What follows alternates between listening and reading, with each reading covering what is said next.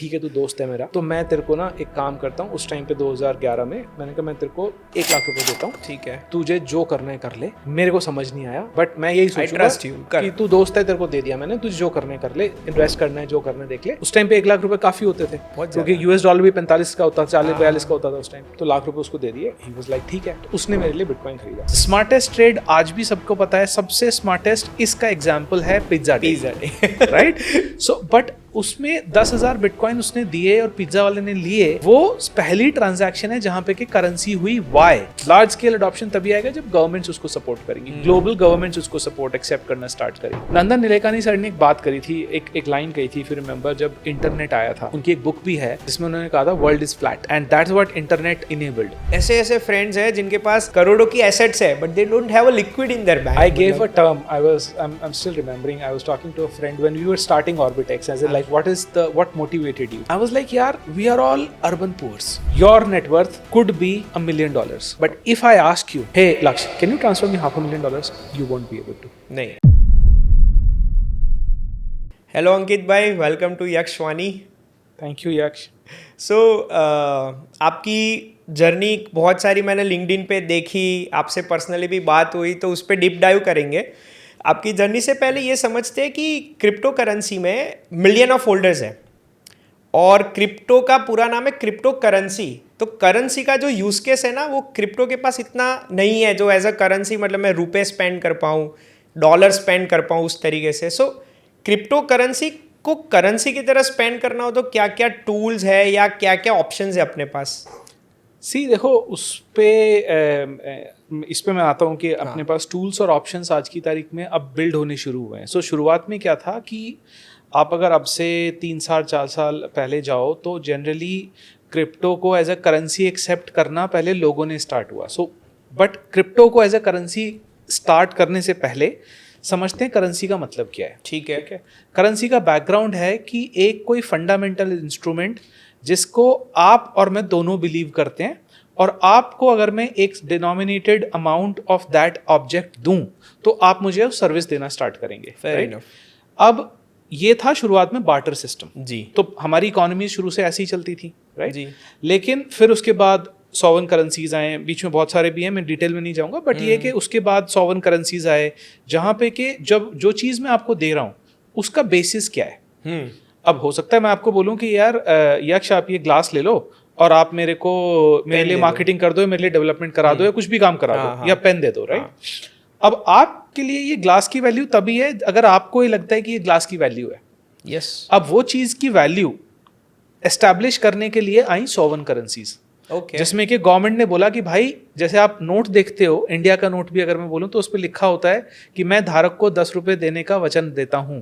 वो वचन कौन दे रहा है? वो वचन आरबीआई दे रहा है, रिजर्व बैंक ऑफ इंडिया दे रहा है, राइट? तो वो जो वचन आरबीआई आपको दे रहा है, एक प्रॉमिस आपको कर रहा है, तो वो आपको एक ट्रस्ट एस्टैब्लिश कर रहा है कि हाँ आपके पास अगर ये ऑब्जेक्ट है इसकी वैल्यू 10 रुपए के इक्विवेलेंट आपको मिलेगी। Similarly this is the same fundamental जो वर्ल्ड वाइड चलता है। अगर आप यूएस डॉलर का नोट भी, डॉलर बिल उठा के देखेंगे उस पर भी यही लिखा हुआ है। ओके। तो उसका फंडामेंटल यही है था कि जो गवर्नमेंट सेंट्रल बैंक्स हैं they issue that currency and that then people started to transact with each other. Okay. अब इसके बाद जब क्रिप्टो स्टार्ट हुआ, करेंसी बाद में बना, कि वो एसेट पे लोगों का भरोसा होना बिल्ड हुआ कि हाँ ठीक है। अच्छा मैं आपको आप जैसे शुरुआती समय की अगर मैं बात करूं तो 2012-13 में लोगों ने एक क्लोज ग्रुप सर्कल में लोगों ने अलग अलग वर्ल्ड के पॉकेट्स में, चाहे चाइना हो गया, चाहे इंडिया हो गया, चाहे यूएस हो गया, ये जहां पे भी वर्ल्ड में लोगों ने, जो लोग बिटकॉइन के बिलीवर्स थे, उन्होंने एक दूसरे के साथ सर्विसेज बिटकॉइन में करनी शुरू करी। स्मार्टेस्ट ट्रेड आज भी सबको पता है, सबसे स्मार्टेस्ट इसका एग्जाम्पल है pizza day, right? So but उसमें 10,000 बिटकॉइन उसने दिए और पिज्जा वाले ने लिए। वो पहली ट्रांजैक्शन है जहां पे कि करेंसी हुई। Why? Because the pizza guy had something that he had, और जो पिज्जा डिलीवर करने आया था उसको बिलीव था कि बिटकॉइन में मेरे को बिलीव है। तो उसने अपना प्रोडक्ट देके बिटकॉइन ले लिया। वहां से एक्सचेंज स्टार्ट हुआ। जबकि बिटकॉइन जो सर सतोशी ने बनाया था वो ऐसे नहीं बनाया था कि ट्रांजैक्शंस के लिए था, that was ideally public cash register था, बट इवेंचुअली बहुत जल्दी रियलाइज हो गया था, जिसकी वजह से वितालिक फिर बाद में इथीरियम लेके आए कि वो पीयर टू पीयर कैश की तरह यूज कर नहीं सकते, क्योंकि उसकी स्पीड है, स्केलेबिलिटी और बहुत सारे चैलेंजेस हैं। तो इसलिए उसने रूप ले लिया स्टोर ऑफ वैल्यू का, जो कि आज हम देख रहे हैं ट्रेंड बनते हुए। सो अब अगर इस पे वापस आता हूँ तो करेंसी का एस्टैब्लिशमेंट अब होना स्टार्ट हुआ है। अभी तक जो आपने चैलेंज मुझे बताया कि लोगों के पास क्रिप्टो है लेकिन यूज नहीं हो रहा, क्योंकि ऐसा नहीं है यूज नहीं हो रहा, लेकिन वो सिर्फ क्रिप्टो वाले लोगों के बीच में यूज हो रहा है। हाँ। अगर आज आप क्रिप्टो नेटिव हो और मैं आपसे कोई सर्विस लेता हूँ, मैं आपको बोलूंगा कि यार अच्छा एक काम करो, आपकी मेरी डील हो गई, मैंने आपको बोला ये काम आप मेरे लिए कर दो, मैं आपको $5,000 दूंगा, तो एक नेचुरल सा इंस्टिंक्ट आएगा, मैं आपको बोलूंगा यार अच्छा अपना एड्रेस भेज दो, USDT पॉलीगॉन पे भेज दो, मैं आपको भेज दूंगा। यस। तो लोग आज भी कर रहे हैं, ऐसा नहीं कर रहे हैं, लेकिन वो जो जस्ट दैट वो जो पिज्जा खरीदने वाले और बेचने वाले का जो दायरा है वो बढ़ गया। हाँ। इंस्ट्रूमेंट्स बढ़ गए। तो वहां से जो शुरुआत हुई थी और आज 10-12 साल के बाद वो नंबर ऑफ पीपल जो उसमें ट्रांजैक्ट करते हैं एक दूसरे के साथ पीयर टू पीयर, वो बढ़ गया है, राइट। लेकिन उस दायरे से बाहर उसको यूज करने में चैलेंजेस हैं जो कि धीरे धीरे सॉल्व हो रहे हैं। जैसे कि अभी लास्ट वीक हमने वो जीनियस बिल भी देखा, स्टेबल कॉइन का, जो यूएस में अप्रूव हुआ है, वो बहुत स्ट्रांगली शो कर रहा है। वीज़ा मास्टर कार्ड का सपोर्ट उसको शो कर रहा है कि वीज़ा मास्टर कार्ड आज की तारीख में स्टेबल कॉइन्स में सेटलमेंट करते हैं। Yes. तो बेसिकली आप ऐसे समझो कि एक पार्टी शुरू हुई जहाँ पे 5 लोग आए, 5 के 50 आए, 50 से 500 आए, आज 5,000 आ गए हैं, कल को 5 लाख आएंगे। तो वो धीरे धीरे बढ़ रहा है। तो इंस्ट्रूमेंट्स भी इंक्रीज हो रहे हैं। अब जैसे क्रिप्टो के बैक कार्ड्स हैं, क्रिप्टो के बैंक अकाउंट सब कनेक्ट होने लगे हैं।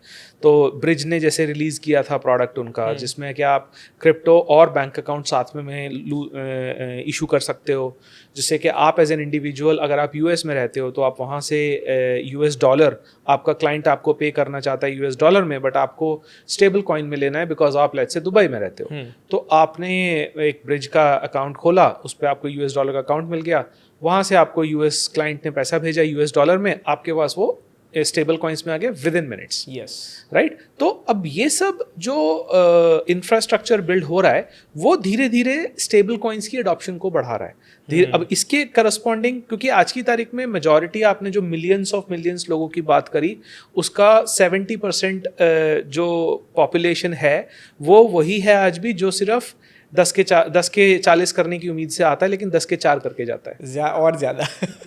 तो बॉटम लाइन ये है कि वो स्पेक्युलेटिव यूजर बेस ज़्यादा है। एक्चुअल यूजर बेस जो बिलीव करता है वो अब धीरे धीरे बिल्ड होना शुरू हो रहा है। मेरा ये मानना है कि आने वाले टाइम में crypto will become more abstracted from our lives or from the transactions without a user realizing we would be transacting values to each other. Fair enough, yes. तो वहाँ पे हमें अभी पहुँचना ज़रूरी है। वहाँ पे उस राह पे अभी हम चल रहे हैं जहाँ पे कि मैं आपके साथ ट्रांजैक्ट कर रहा हूँ, मेरे पास एक नंबर है, मैंने आपको भेजा और वो सेटल हो गया, लेकिन उसके अंडरलाइंग वो क्रिप्टो से हुआ या मेरे डेटाबेस से अपडेट हो गया, आपके डेटाबेस में अपडेट हुआ थ्रू 4 इंस्टीट्यूशंस, वो चैनल चेंज हो जाएगा। हाँ। आज की तारीख में क्रॉस बॉर्डर पेमेंट की एप्स हैं, ठीक है। एक एग्जांपल देता हूँ, एक रेमिटली करके ऐप है। हाँ। जैसे बहुत सारे यूएई में जो बहुत सारे एक्सपैट्स हैं जो लोग यहाँ जॉब करते हैं, काम करते हैं, उनके पेरेंट्स हैं, उनकी फैमिलीज इंडिया में हैं, वो जब यहाँ से पैसा वहाँ भेजते हैं INR में, तो बहुत लोग रेमिटली को यूज़ करते हैं और बहुत सारी ऐप्स को यूज़ करते हैं। वो चलती कैसे, 1 मिनट समझ लेते हैं। वो चलती ऐसे है कि आप रेमिटली को यहाँ पे पैसा देते हैं, रेमिटली के पार्टनर्स हैं या अपने अकाउंट्स हैं, वो सबके अपने अपने मॉडल्स हैं, लेकिन वो आपके रेस्पेक्टिव बैंक अकाउंट में पैसा भेज देते हैं। लेकिन आप ये समझिए, इसके बीच में मैंने यहाँ से पैसा आपको भेजा, आप इंडिया में बैठे हैं, मैं दुबई में बैठा हूँ, मैंने आपको $10,000 भेजे, तो इस पूरे प्रोसेस में कितनी लोग इन्वॉल्व हुए? रेमिटली इन्वॉल्व हुआ। रेमिटली की अगर वहाँ पे लोकल पार्टनर, रेमिटली खुद नहीं रन कर रहा तो रेमिटली का कोई लोकल रेमिटेंस पार्टनर होएगा, बीच में 2 बैंक्स होंगे। So technically minimum 4 party, maximum 4 parties तो हैं, मिनिमम 3 होंगी।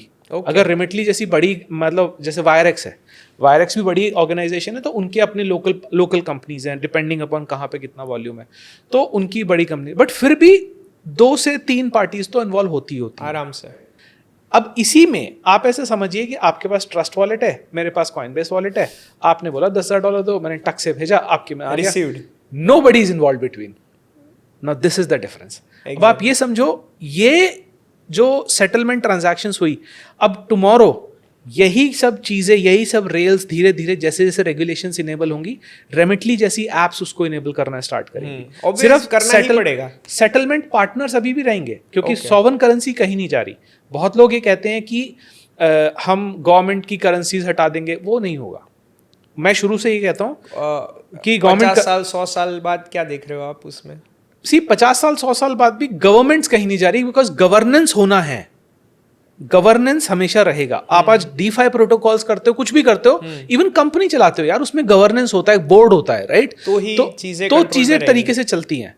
तो governance will always be there. The form of governance में change. Okay. It may not be a currency like this. Tomorrow, I don't know if a country make USDT as their regular currency, or a USDT or a pegged currency, which actually a lot of countries are moving.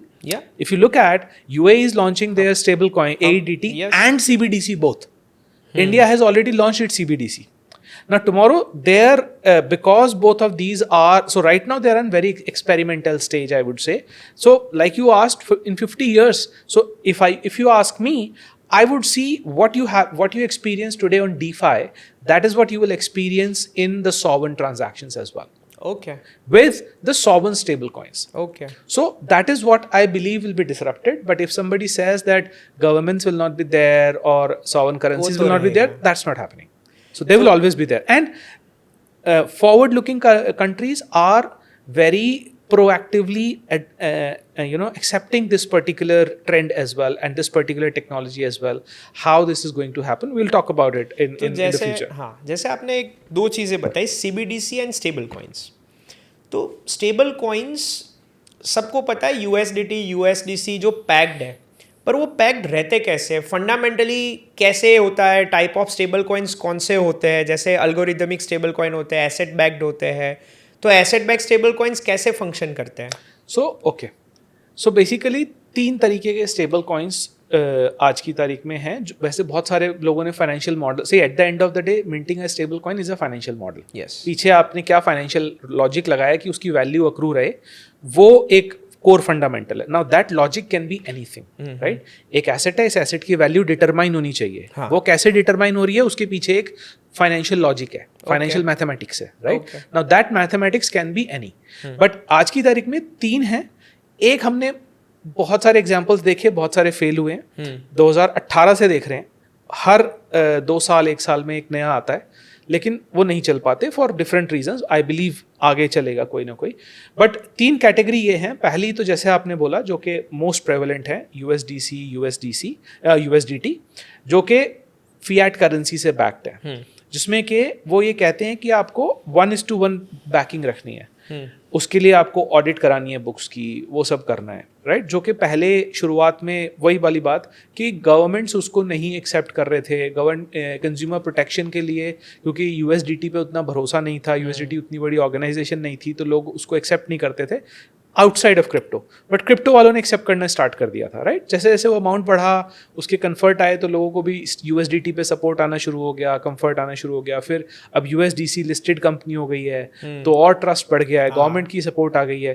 तो कि उसका मतलब क्या है, उस सब के पीछे लॉजिक क्या है, क्यों? वो ये सिर्फ एक चीज़ का बिलीफ कि मेरे पास जो ये कॉइन्स पड़े हैं ना, ये मैं जिस दिन चाहूँगा एक्चुअल डॉलर से कन्वर्ट करा लूँगा और वो पैसा वापस आ जाएगा। वो बिलीफ सिस्टम है वहाँ पे। उस बिलीफ सिस्टम को एस्टैब्लिश करता है सर्कल का, गवर्नमेंट का बैकिंग, जो कि गवर्नमेंट उसको पॉपुलराइज कर रही है, सपोर्ट कर रहे हैं। एंड अब लिस्टेड कंपनी है, it's open books, you can validate them and auditors are there. तो that is first kind of stable coins. Second kind of stable coins are asset backed stable coins, जो कि actually शुरुआत में fundamental भी था sovereign currencies mint करने का। अगर आपको याद हो तो पहले वर्ल्ड वाइड ये फंडामेंटल होता था कि आप गोल्ड रखिए अपना, इतना गोल्ड आपके पास है तो उतनी वैल्यू का आप कर सकते। That is asset backed stable coins. तो एब्सोल्युटली। आपके पास अगर आज $50,000 के बिटकॉइन हैं तो आप $50,000 के स्टेबल कॉइन्स मिंट कर सकते हो। डॉलर की वैल्यू के हिसाब से उनकी वैल्यू डिटरमाइन होगी, उसमें आप एक सर्टेन परसेंटेज आप वॉलेटिलिटी के लिए रखते हो जिसके बेसिस पे आप इशू एंड बर्न करते हो। तो ऐसे बहुत सारे आए। इसका सबसे पॉपुलर एग्जांपल जो बना वो बना मेकर का डाई। हाँ, मेकर और डाई वो टिका हुआ है, आज तक टिका हुआ which है। is proven। अडॉप्शन उस लेवल पे नहीं आ पाई है जो USDC USDT की है, लेकिन फिर भी डाई आज भी टिका हुआ है। थोड़ा बहुत ऊपर नीचे डीपैगिंग हुआ है लेकिन इट इज स्टिल देयर। हाँ, तीसरा एल्गोरिथमिक, हाँ, जहां पे कि फिर एल्गोरिदम डिमांड एंड सप्लाई के बेसिस पे चला, जो कि लूना ने एसेट बैक्ड एंड एल्गोरिथमिक को मर्ज करके कुछ hybrid करने की किया था। कोशिश करी, राइट। तो वो फेल हो गया। तो बहुत जहां गंदी तरीके से। पे आप बहुत ज्यादा ओवर इंजीनियरिंग करोगे वहां पे प्रॉब्लम्स आएगी। तो आज की तारीख में जो दो मॉडल्स मैं कहूंगा, तीसरा algorithmic is still an experimental and as a project stage, but currency backed is already being proven and that's what lot of countries are taking. For example AEDT जो आ रहा है that is also asset backed. So central bank ने जो permissions दी है limited financial institutions को stable coins issue करने की, वो इसी बेसिस पे दी है। एंड सेकेंडली उसके अलावा जो सेकेंड पार्ट है आपका एसेट पैक्ट, उसके अराउंड बहुत सारे लोग अभी काम कर रहे हैं, बहुत सारी चीज़ें हो रही हैं। जैसे फॉर एग्जांपल अभी मैं एक उससे बात कर रहा था प्रोजेक्ट से अभी लास्ट वीक, तो वो लोग बेसिकली रियल एस्टेट के बेसिस पे आपको स्टेबल कॉइन्स देने की बात कर रहे हैं। अच्छा, हाँ, which will be signed up by the developer. Very fancy project, but it's good people have started to think about it in this direction, because that is what I was about to talk. कि how we see the financial models being disrupted, the way our experiences have been disrupted by internet in general. Okay. So कि आपको लगता है कि somehow stable currency की बात करें तो वो US डॉलर ही है? तो पहले US ने गेम जीती पेट्रो डॉलर पैक्ट करके, जो पेट्रोलियम है उसको डॉलर पे डिपेंडेंट बनाया। अब समहाउ वो थोड़ी गेम उनके हाथ से जा रही है, तो नाउ स्टेबल्स में समहाउ US डॉलर का डोमिनेंस बहुत है। मतलब आज की डेट में हम इंडिया, ग्लोबली चाइना, कहीं पे भी बात करें BTC, तो हमें डॉलर में ही दिमाग में आएगा, क्योंकि हम स्टेबल्स में ज़्यादा क्रिप्टो वर्ल्ड में काम करते। तो समहाउ ये सॉफ्ट पावर बन रहा है US का पूरे वर्ल्ड पे स्टेबल से। हाँ, तो ठीक है, US ने किसको रोका है? आप बन जाओ। तो दूसरी कंट्रीज गेम मिस कर रहे हैं ना, ये नहीं कर रहे ना। So countries are coming up. For example UAE is coming to AEDT, but so forward looking countries जिनको समझ में आ रहा है धंधा, वो आ रहे हैं ना उसमें। Yes. तो ऐसा नहीं है कि US, हाँ, अगेन फर्स्ट मूवर एडवांटेज है ना भाई। अगले ने उसने सपोर्ट, जीनियस बिल किसी और ने क्यों नहीं पास किया? एग्जैक्टली। सो मैं वही बोल रहा हूँ कि US इसमें भी गेम जीत रहा है। मतलब तो मैं वही बोल रहा हूँ, क्योंकि वो कर रहा है तो जीत रहा है। It's an open 100%. Field, Yes, right? yes, yes. कोई भी कंट्री कर सकती है। किसने मना किया है? 100%। मतलब जैसे मैं डेवलपमेंट कंपनी चलाता हूँ, तो कई ऐसे क्लाइंट्स आते हैं कि we have a fund, we have everything, do you have any legal solution in India कि हम लोग इंडिया का स्टेबल कॉइन लॉन्च कर दें, इंडिया का ये कर दें? मैंने बोला यार सच में बताऊँ, मुझे नहीं क्लैरिटी है लीगली, क्योंकि USA ने बहुत अच्छे से तेदर को सोल्यूशन दिया कि भाई बैंक अकाउंट में डॉलर क्रेडिट करो, आपका USDT मिंट होके आ जाएगा, USDT दो, हम आपको डॉलर दे देंगे। वैसा मुझे लगता है लीगली दूसरे कंट्रीज ने ऐसे प्लेटफॉर्म्स नहीं दिए। करेक्ट। सो ये जो आप बात कर रहे हो कि इंडिया का स्टेबल कॉइन, बहुत लोगों ने इसके ऊपर एक्सपेरिमेंट किया है, बहुत लोगों ने ट्राई किया, और आज से नहीं कर रहे हैं, अगेन 2018 से कर रहे हैं। मतलब मैं 2-3 कंपनीज को जानता हूँ जिन्होंने किया था। एक लक्ष्मी कॉइन आया था, महाडाओ, फिर बाद में वो चेंज हुआ, फिर बहुत सारे लोगों ने एक्सपेरिमेंट किया उसके ऊपर। तो मेरा सिंपल ये है कि ये सब चीज़ के पीछे ना, eight the end of the day, आप अगर सॉवरेन करेंसी के साथ आप इंटरनली आपस में कर रहे हो, वो अलग बात है। जो टेक्निकली अगर मैं आज बात करूं, तो स्टेबल कॉइन्स को यूज होके को रैपर यूज करके लोग आज P2P में क्या कर रहे हैं, पीयर टू पीयर में वही तो हो रहा है। तो मेरा कहने का मतलब है कि अब वहां पे धीरे धीरे मेरे को ये भी कुछ लोगों का वो है कि लोग CBDC और स्टेबल कॉइन का भी करते हैं ट्रेड। तो होता क्या है कि people are figuring out, but उससे मास अडॉप्शन नहीं आएगा। लार्ज स्केल अडॉप्शन तभी आएगा जब गवर्नमेंट्स उसको सपोर्ट करेंगी, ग्लोबल गवर्नमेंट्स उसको सपोर्ट एक्सेप्ट करना स्टार्ट करेंगी। तो वो गवर्नमेंट्स के अपने रीजंस हैं, कॉम्प्लेक्सिटी है. अब India is a very complex country based on the type of more than the population. It's the like हम जो व्हाट वी से is right, it's unity in diversity. Right, Hindustan में कहते हैं कि हर 10 कोस पे पानी बदल जाता है और हर 100 कोस पे बोली बदल जाती है. राइट, तो इतने डाइवर्सिटी के अंदर, इतनी कॉम्प्लेक्सिटी के अंदर आसान नहीं है. तो वो वाली चीज़ है. तो ठीक है, but I believe it's sooner और letter everyone will have to catch up. Okay. The train has already left the station. So CBDC और मतलब USDT नहीं, CBDC और स्टेबल कॉइन्स में क्या फंडामेंटल डिफरेंस क्या है? Okay, so CBDCs are like the digital version of the sovereign money, जो कि सेंट्रल बैंक्स इशू कर रहे हैं. Okay. Stable coins central banks नहीं इशू कर रहे हैं. ओके. वो एक more like more like tokenised deposits हैं. सो वो आप आपस में ट्रेड कर रहे हो. सो जिसको कि आज अगर मैं बात करूं तो stable coins are more like जहां पे कि आपके पास उसमें ICICI में पैसे हैं जी, मेरे मेरे पास पैसे हैं HDFC में. राइट, जो UPI कैसे चलता है, UPI पे आप मेरे को मैसेज, टेक्निकली एक मैसेज होता है, फिर बाद में ICICI से HDFC को कितने जाने और HDFC से ICICI में लोगों ने कितने भेजे, उसकी एक नेट सेटलमेंट होके एक साथ पूरा एक नंबर, एक ट्रांजैक्शन होती है. हाँ. अब उसमें या तो ICICI HDFC को दे देता है या HDFC ICICI को दे देता है. राइट, लेकिन जो फॉर्म ऑफ एसेट है वो स्टेबल कॉइन, वो INR है. हाँ. अब यहाँ पे इसी को समझो कि ये जो स्टेबल कॉइन्स हैं इसमें सॉवरेन गवर्नमेंट कहीं प्ले में नहीं है. तो AEDT की अगर मैं बात करूं तो वो सेंट्रल बैंक नहीं इशू कर रहा, वो इशू प्राइवेट अथॉरिटी कर रही है. उस सेंट्रल बैंक ने प्राइवेट कंपनीज को परमिशन दी है, प्राइवेट बैंक्स को, फाइनेंशियल इंस्टीट्यूशंस को, कि आप इशू कर सकते हैं अगेंस्ट AED. राइट, तो मेरे पास AED आया, मैंने आपको AEDT दे दिया, उसका एक कॉमन टेक्नोलॉजिकल वो सेंट्रल बैंक ने अप्रूव कर दिया, सेंट्रल बैंक ऑफ UAE ने, वो आप एक दूसरे को शेयर कर रहे हो. तो वो एक अलग एसेट है. CBDC is issued by central bank like they issue AED supply. Similarly, India का जो CBDC है that is issued by RBI and they control it based on the currency supply. तो दोनों का concept थोड़ा सा different है. मैं अभी भी ये कहूँगा कि both are right now being going to be used Very in experimental stage. In an experimental way, overlapping use cases, and then depending upon चीजें कैसे बढ़ती हैं उस हिसाब से चलेंगी. Okay. CBDC government point of view से देखें तो काफ़ी बेनिफिशियल है, मतलब लॉजिस्टिक बर्डन और जो ट्रैकेबिलिटी है वो काफ़ी गवर्नमेंट के हाथ में आएगी. पर अगर हम एज अ Web3 पर्सन और एज अ डिसेंट्रलाइज या जो कंट्रोल नहीं चाहिए हमें, तो CBDC मुझे लगता है गवर्नमेंट को बहुत ज़्यादा हमारे फाइनेंसिस के कंट्रोल दे देता है.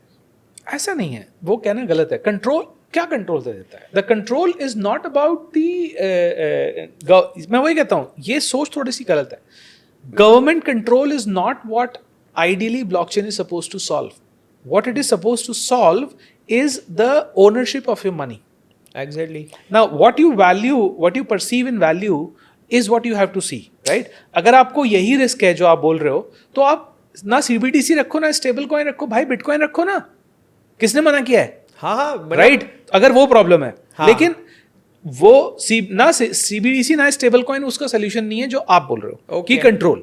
अगर कंप्लीटली कंट्रोल फ्री की रखना है, ग्लोबल नोमैड रहना है, तो भाई BTC रखो. सारी दुनिया में चलता है, सारी दुनिया में लोग एक्सेप्ट करते हैं. जहां जाना है वहां जाके अपना BTC का यूज कर लो, बेच लो, लोन ले लो, लोन ले लो. आजकल तो इतने सारे ऑप्शंस हैं. yes, yes. तो these are all different problems which cannot be solved in the same way. अब इन टेक्नोलॉजी में भी यार अपने पास बहुत सारी टेक्नोलॉजी होती हैं जो अलग अलग चीजें करती हैं. राइट, लेकिन हर टेक्नोलॉजी हर एक यूज केस नहीं सॉल्व कर सकती ना. कुछ चीजों के लिए आपको कोई एक डेटाबेस यूज करना पड़ेगा. अगर आप एक ही डेटाबेस को हर यूज केस के लिए लगाओगे तो नहीं सॉल्व होएगा ना. तो वैसे ही यहाँ पे है. राइट, तो अभी मैं अगर आपकी उसकी बात करूँ, government control is not something that we should think about it. Government का कंट्रोल तो सिर्फ विजिबिलिटी है. गवर्नमेंट को क्या चाहिए? गवर्नमेंट को विजिबिलिटी चाहिए. वो कंट्रोल नहीं करना चाहते, वो विजिबिलिटी चाहते हैं, ताकि जो लॉ ऑफ लैंड के टैक्सेशन पॉलिसीज लॉज हैं उसको अच्छे से इंप्लीमेंट किया जा सके. आज इतने सालों के बाद भी इंडिया में सिर्फ 2 से 3% लोग ही इनकम टैक्स भरते हैं. राइट तो मतलब इनकम टैक्स की क्या गलती है यार? हाँ नहीं तो बिल्कुल, मैं वही बोल रहा एज अ कंट्री सोचने जैसी चीज है कि Correct. 150 करोड़ में से 5-6 करोड़ लोग भर रहे हैं तो एग्जैक्टली तो मैं वही बोल रहा हूँ, तो वो गलत, तो मतलब गवर्नमेंट का कोई इसमें गलत नहीं है, लेकिन मेरा कहने का मतलब है कि द चैलेंज जिसको सॉल्व करना चाहिए वो है the intermediary custodians, okay which is the banks, which is where this is going to be disrupted, which is where this is going to be improved. जैसे अभी बैंक्स ने टोकनाइज्ड डिपॉजिट्स को release करना start किया। आज आप कोई भी बैंक की ऐप यूज करते हैं, ठीक है, आपको ऐप पे दिखता है मेरे बैंक में इतने पैसे हैं। टेक्निकली वो क्या है? Numbers In their database. That's very important. It's numbers in their database. हाँ That is the important part, not the numbers. Right? So, money is in their pocket. What you have is numbers which are in their database. Whereas, if it is a tokenized deposit and they are giving you tokens on blockchain, what you have is a debt issued to them which is presented on the blockchain. ये ज़्यादा deep concept है, मतलब बहुत to the point है हाँ, कि जो core problem solve कर रहे हैं। Exactly. That is what tokenized deposits are all about. That is what अभी JP Morgan ने जो बेस चेन के ऊपर अपने tokenized deposits रिलीज किया है, token as an experimentation, and lot of other banks are trying to do. That is what is going to be really disruptive how banks hold the currencies. मेरा मानना यह है कि आने वाले टाइम में banks कहीं नहीं जा रहे. They will be there. Fintechs will be there. What will be their job? Their job will be compliance, okay transaction monitoring, entry money laundering control, जो वो आज करते हैं, आज भी करते हैं, लेकिन उसके साथ और बहुत कुछ कर रहे हैं। हाँ उसके साथ उन्हें करेंसी भी मैनेज करनी है, उनको यील्ड भी निकालनी है, वो भी निकालनी है।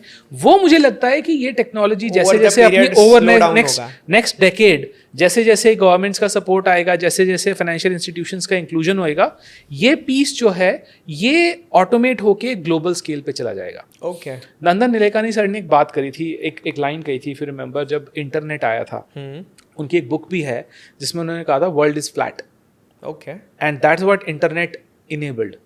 ओके आज फर्क नहीं पड़ता आप जीमेल यूज कर रहे हो, आप इंडिया में बैठे हो कि वियतनाम में बैठे हो, आप मुझसे वैसे ही बात और काम कर सकते हो जैसे कि मैं और आप दुबई में बैठ के कर रहे होंगे, आराम से। That is what internet gave us, world, it made world a flat, मतलब अब इंटरनेट के बिना इमेजिन नहीं कर सकते लाइफ हम। करेक्ट, वही बोल रहा हूँ।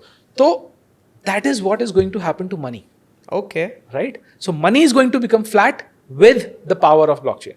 अच्छा, ब्लॉकचेन फाइनेंशियल वर्ल्ड को, मनी को फ्लैट कर देगा। Yes. इतना What internet did to data. हम्म मतलब ये मैं कई पिछले पॉडकास्ट में भी बोला है मैंने हमेशा से Okay. कि what internet did to data, blockchain is going to do for currencies, for money basically, not currencies, for money, money Okay. markets. Money markets is one part of it. So overall financial system जो है ना आज की तारीख में वो अभी भी पुराने तरीके से चल रहा है। हाँ सी आज अभी 2 वीक पहले की बात है, I was trying to explain the same concept to my daughter, she is 13 years old, oh okay in fact 14, she's gonna kill me.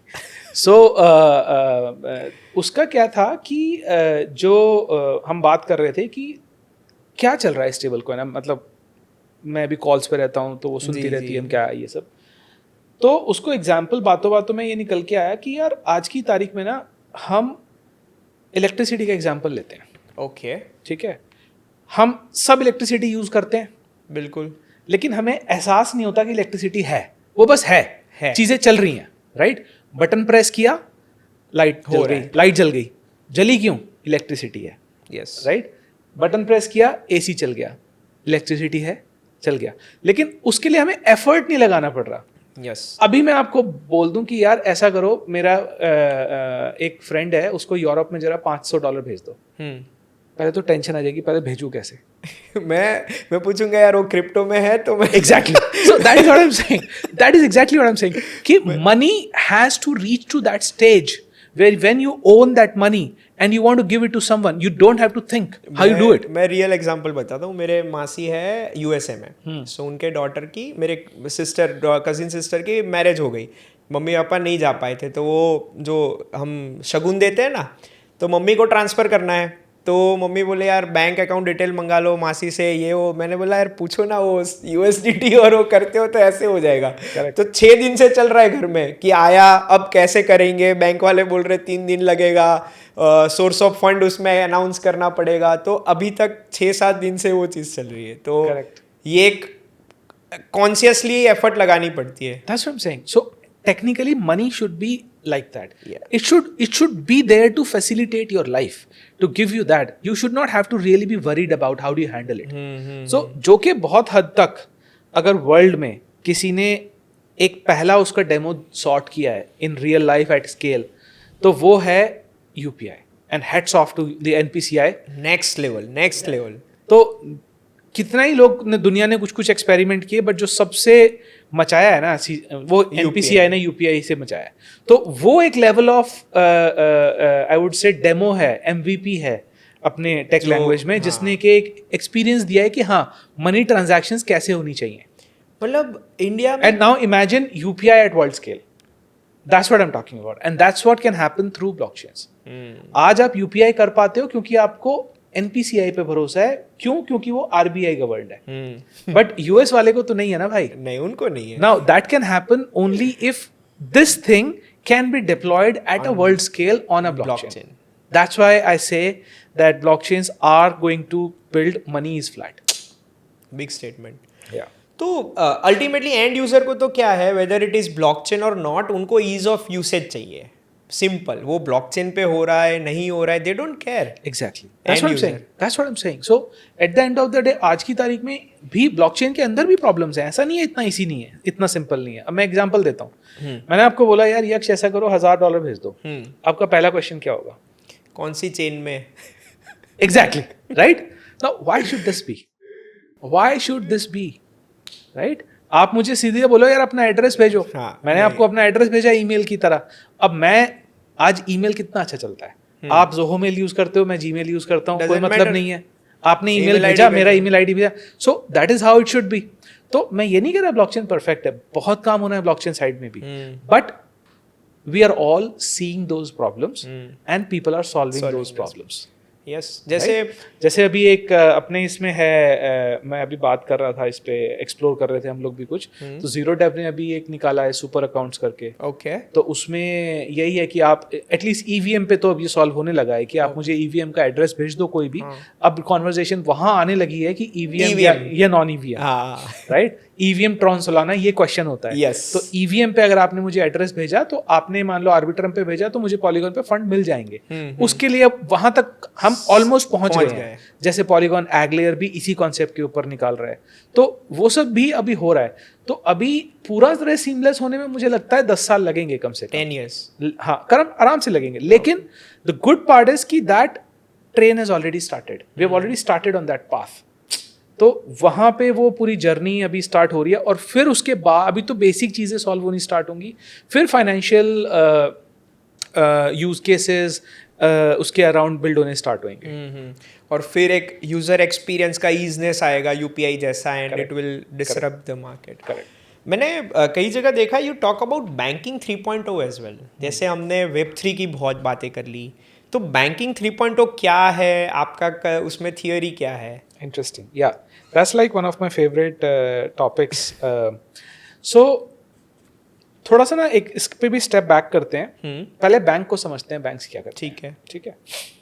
Banks वैसे तो बहुत कुछ करते हैं, लेकिन एक आम इंसान के लिए, एक रेगुलर जो की जिंदगी में बैंक्स क्या रोल प्ले करते हैं. पहला रोल प्ले करते हैं safe custodian of my wealth, of my money. Yes, correct.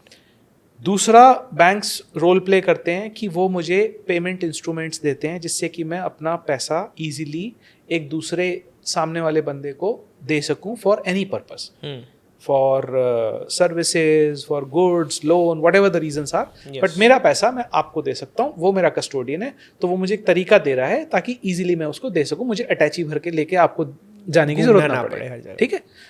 Payment instruments.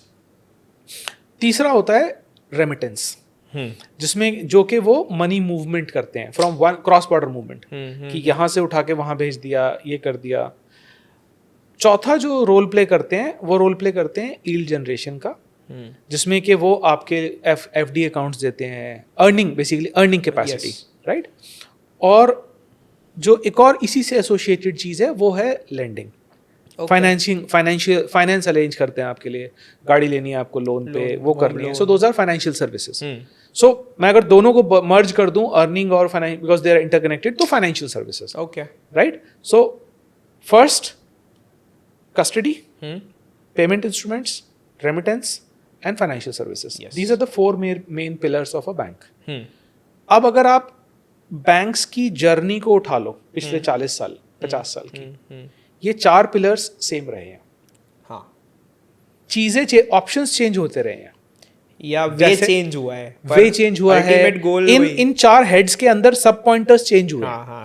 जैसे कस्टडी, तो चलो कस्टडी है, कस्टडी में भी अब आपके पास ऑनलाइन बैंक्स आ गए, ऑनलाइन बैंक अकाउंट्स आ गए, पहले आपको बैंक में जाना पड़ता था, लॉकर्स होते थे, वो सब था, ठीक है। उसके बाद सेकंड चीज, हम पेमेंट इंस्ट्रूमेंट्स की बात करें तो पहले, आई डोंट नो आपकी एज कितनी और आपने विड्रॉल फॉर्म्स भरे हैं कि नहीं भरे हैं ना। हाँ।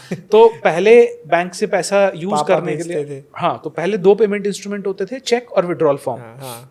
विड्रॉल फॉर्म को यूज करके आप पैसा कैश निकालते थे और चेक से मैं आपको पैसे दे देता था, आपके पास चले जाता था। तो वो पेमेंट इंस्ट्रूमेंट चेंज हो गए, उसकी जगह कार्ड्स आ गए, यूपीआई आ गया, एनईएफटी, ठीक है। अब हम payment, correct, so payment instrument checks को रिप्लेस कर दिया ऑनलाइन बैंकिंग ने। रेमिटेंसेज में पहले एक बैंक से दूसरे बैंक में पैसा भेजने के लिए आपको बैंक में जाके रिक्वेस्ट देनी पड़ती थी, ओके। वो बैंक आपकी रिक्वेस्ट लेता था, फिर वो वहाँ पे अपने करस्पॉन्डेंट बैंक को, फॉर एग्जांपल अगर आपको मैं बात कर रहा हूँ 1992 की, so my father used to be into garment exports, so he used to tell us कि चाइना से कपड़ा मंगाने के लिए उन्हें 1 हफ्ता तो लगता था पेमेंट को एटलीस्ट इनिशिएट करके कॉन्फर्मेशन करने, पैसे तो बाद में ही आएंगे, इनिशिएट करके कॉन्फर्मेशन मिलने में। तो वो जाते थे, जो उनके बैंक्स थे उनके पास जाके रिक्वेस्ट देते थे, फिर वो बैंक चाइना में जो करस्पॉन्डिंग बैंक है उसको कन्फर्मेशन देता था कि मुझे पैसे मिल गए, वो करस्पॉन्डिंग बैंक उस सप्लायर को कन्फर्मेशन, सप्लायर के बैंक को कन्फर्मेशन देता था, फिर सप्लायर का कन्फर्मेशन बैंक जो है उस सप्लायर को बोलता था कि हाँ तुम्हारे लिए इतनी पैसे हमारे पास आ गए। तो इस पूरे प्रोसेस में 15 दिन 20 दिन लगते थे। तो ये था तब का, लेकिन रेमिटेंस तो होती थी ना। आज वही रेमिटेंस आप रेमिटली जैसी आपके साथ ये 2 घंटे में कर लेते हो, बट रेमिटेंस आज भी हो रही है। Same as with financial services, right. पहले लोन्स मिलना मुश्किल था, बहुत मुश्किल, लेकिन लोन्स मिलते थे। आज आप लोन्स फोन पे लेते हो, ऐसे बटन दबाओ, केवाईसी करो, लोन आ जाता है, राइट। तो बट फंडामेंटल्स नहीं चेंज हुए, ठीक है। तो हम बैंक्स की बात कर रहे हैं, तो बैंक के 4 पिलर्स हैं, ये चारों पिलर्स के मोड्स चेंज हो गए डिजिटल ट्रांसफॉर्मेशन होने की वजह से, लेकिन फंडामेंटल्स वही रहे। अब Web3 पे देखते हैं, बैंक्स के चारों जो पिलर्स हैं उनको Web3 के एंगल से देखते हैं, ओके, ठीक है। Web3 में वॉलेट्स हैं कस्टडी के लिए, यस, कर सकते हो। पेमेंट इंस्ट्रूमेंट्स और रेमिटेंस साथ में जुड़ गए, यस, क्योंकि अकाउंट टू अकाउंट ट्रांसफर है, एक ट्रांजैक्शन मारनी है, आपके पास पैसा चला गया। फाइनेंशियल सर्विसेज के लिए DeFi है, राइट। आज आप लोन भी ले सकते हो, यील्ड भी जनरेट कर सकते हो, यील्ड फार्मिंग करते हो, ये सब कुछ करते हो, ये सब DeFi में होता है। हाँ जी। तो आइसोलेशन में चारों बैंकिंग फंक्शंस ब्लॉकचेन पे हो रहे हैं। जो सब कुछ बैंक करता है वो सब हो रहे हैं। सबसे एक चीज जो अभी नहीं है, जो बैंक की सबसे इंपॉर्टेंट चीज होती है, वो है कंप्लायंस। और वो मिसिंग है, वो ऑन चेन हो भी नहीं सकती। उसमें मॉनिटरिंग टूल्स हैं, चेन एनालिसिस है, TRM लैब्स है, इलिप्टिक है, बहुत सारे टूल्स हैं जो पीछे बड़े बड़े एक्सचेंजेस, फाइनेंशियल इंस्टीट्यूशंस जो स्टेबल कॉइन्स को इंटीग्रेट कर रहे हैं, वो सब हम भी करते हैं। वो उसको यूज करते हैं for terror financing control, AML policies, OFAC sanction list, all सब चीज को ट्रैक करने के लिए वो टूल्स हैं, लेकिन वो कोई तो रन कर रहा है ना। तो वो पर्टिकुलर चीज़ों के लिए, ये सारे फंक्शंस के लिए आज आइसोलेटेड सॉल्यूशंस ब्लॉकचेन में अवेलेबल हैं। Okay. Now imagine a banking 3.0 scenario where all of this get merged together, right? And that becomes the basic operating system on how the future banks operate with. Okay. Now, अब आप समझो कि आज bank आपको 6% की FD देता है, वो कैसे जनरेट करता है? नॉर्मल उसमें बाकी तो चीजें हैं, आपको 6% की FD देगा, आपसे पैसे लेगा, राइट। और वो पैसे लेके वो कार लोन देगा, 9% पे कार लोन लेगा, कार लोन दे देगा। वो क्या कर रहा है? रिस्क अंडरराइट कर रहा है। दैट इज द जॉब, इसलिए उसको 3% आपस में बीच में कमा रहा है, ठीक है। And risk of undeployed asset use कर रहा है कि आप लोगों ने उसके 100 करोड़ डिपॉजिट कर दिया, आगे मैं लोन आपको तो मैंने 6% कमिट कर दिया, मेरी उतनी तो कॉस्ट 6 करोड़ की कॉस्ट आई गई आईएनआर के हिसाब से। अब मेरा अगर लोन आगे 60 करोड़ के नहीं गए तो मेरे पास तो 6 करोड़ इंटरेस्ट आएगा नहीं आपको पे करने के लिए, तो वो जो अंडर डिप्लॉयमेंट का रिस्क है वो भी बैंक लेता है। Yes, right. सो ये सब काम होते हैं। आज की तारीख में DeFi में ये प्रोसेसेस अब इवॉल्व हो रहे हैं, जिसको मैं कहता हूँ DeFi 2.0। Okay, DeFi 2.0। DeFi 1.0 में आवे कंपाउंड ने हमें दिखाया कि आप बिटकॉइन रखो, गोल्ड ले लो, सो जो पॉन शॉप्स का काम था। अब ऐसे प्रोटोकॉल्स आ रहे हैं जो कि आपकी क्रेडिट रेटिंग, आपकी ऑन चेन उसको KYC अंडर राइटिंग देख के आपको क्रेडिट अंडर राइटिंग करके लोन देना स्टार्ट कर रहे हैं। सो जैसे अभी कुछ प्रोटोकॉल्स इसके ऊपर काम कर रहे हैं, क्रेडिट कूप है, हुमा फाइनेंस है, मानसा है, बहुत सारे प्रोटोकॉल्स हैं जो अब फाइनेंसिंग के स्पेसिफिक नीश पकड़ के, क्योंकि लेंडिंग का सबसे बड़ा इशू है जो आपको सॉल्व करना है वो है रिस्क। आप रिस्क ऑफ रिकवरी बेसिकली, कि आप पैसा दे रहे हो आएगा कैसे, राइट। वो रिस्क ऑफ रिकवरी आपने अगर कवर कर लिया देन यू आर सॉर्टेड।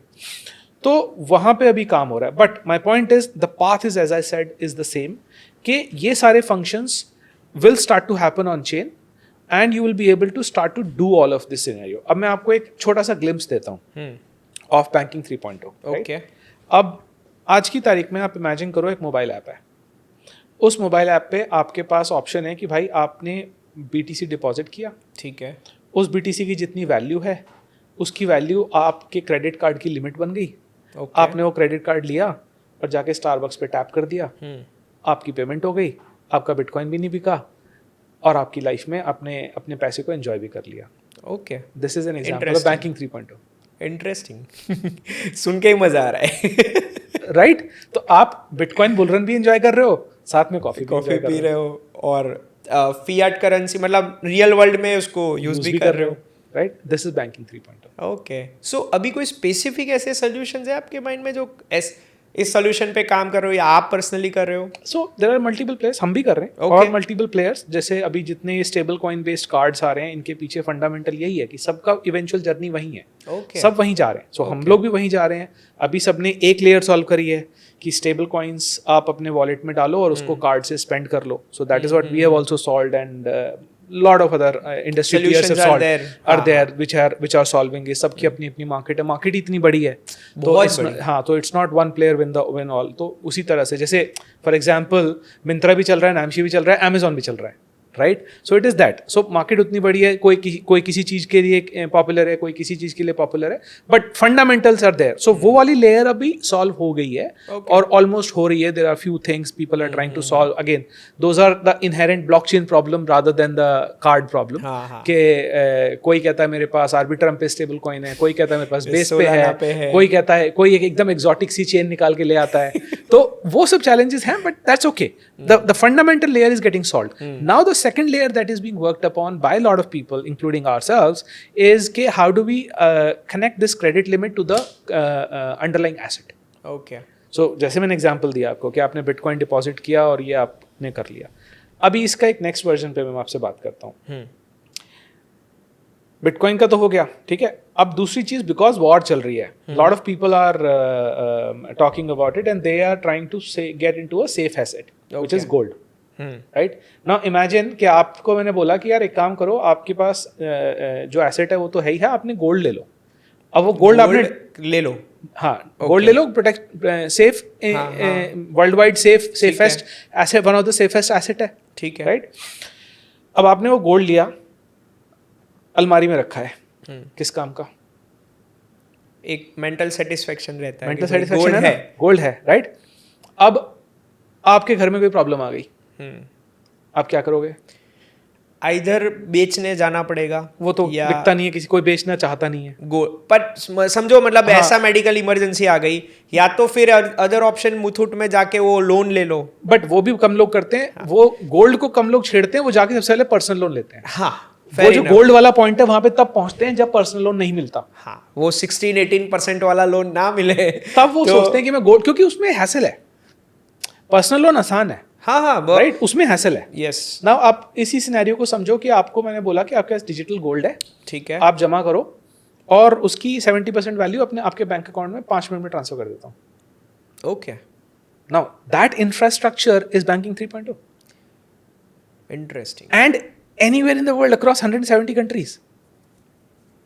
मतलब इंडिया में घर घर में गोल्ड बहुत होता है and they lack of liquidity in their hand. The problem of that is the digitized version of it. तो अभी वो गोल्ड बैंक के लॉकर्स में पड़ा हुआ है, तो उसके भी सोल्यूशंस पे बहुत लोग काम कर रहे हैं। So I know at least 3 gold ombudsman companies जो कि इसी सोल्यूशन पे काम कर रहे हैं कि आप वहाँ जाइए और अपना गोल्ड उनके पास जमा करिए। Those are licensed gold custodians, Okay. World wide होते हैं। So those are licensed gold trusts which are working on the solution कि आप वहाँ पे अपना गोल्ड लेके जाइए, बैंक में रखने की बजाय आप उसको टोकनाइज करा के ले आइए। Now the moment that happens it unlocks the liquidity.